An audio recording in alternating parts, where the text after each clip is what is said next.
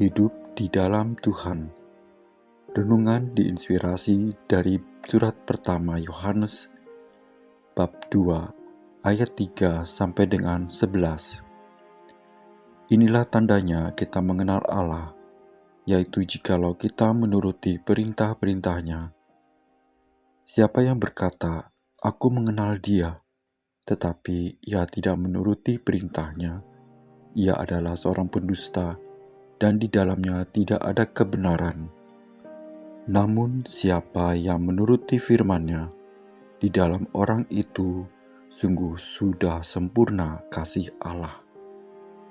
Dengan itulah kita ketahui bahwa kita ada di dalam Dia.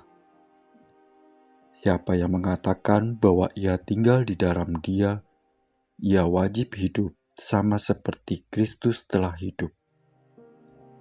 Saudara-saudara yang terkasih, bukan perintah baru yang kutuliskan kepada kamu, melainkan perintah lama yang kamu miliki sejak semula. Perintah lama itu ialah firman yang telah kamu dengar.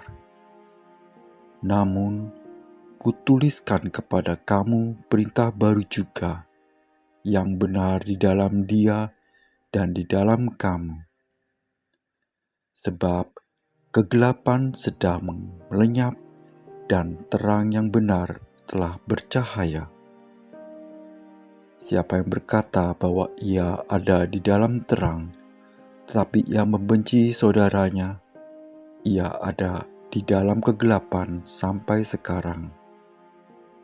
Siapa yang mengasihi saudaranya, ia tetap tinggal di dalam terang, dan di dalam Dia tidak ada penyesatan. Namun siapa yang membenci saudaranya, ia ada di dalam kegelapan dan hidup di dalam kegelapan. Ia tidak tahu kemana ia pergi, karena kegelapan itu telah membutakan matanya.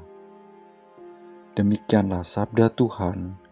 Syukur kepada Allah.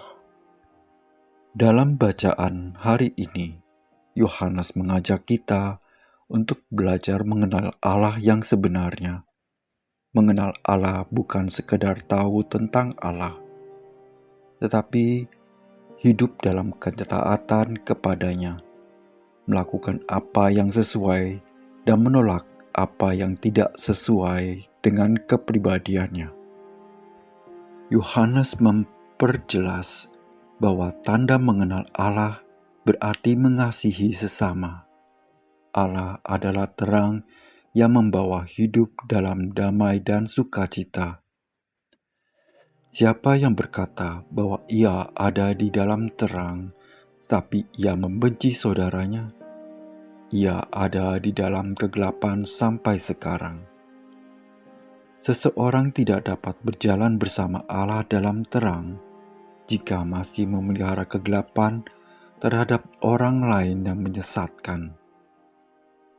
Pada suatu waktu, saya ingin mengetahui siapakah Paus Fransiskus. Berita tentang beliau banyak diperoleh dari sosial media, buku, dan film.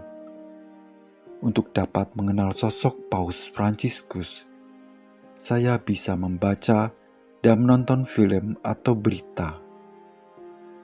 Asal-usul, riwayat hidup, dan pelayanan beliau sebagai tokoh pemimpin gereja Katolik sedunia tersedia di sana.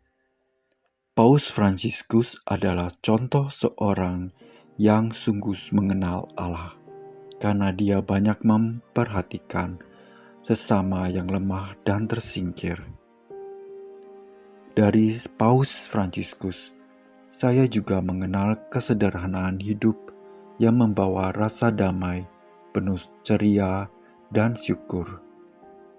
Saya mencoba menerapkan dalam hidup untuk bersyukur dalam kesederhanaan seperti beliau.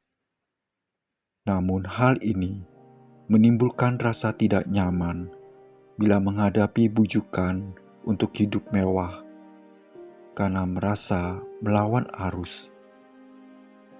Dengan mau mengenal seorang tokoh, lebih jauh, saya dapat membentuk kepribadian yang sedikit menyerupai kepribadian orang tersebut. Dalam pengenalan akan Allah, kita diajak untuk saling mengasihi. Kasih sebagai tanda ketaatan kepada Allah dengan menuruti perintahnya. Seseorang yang berpura-pura mengasihi tidak akan bertahan dalam menjaga perilakunya.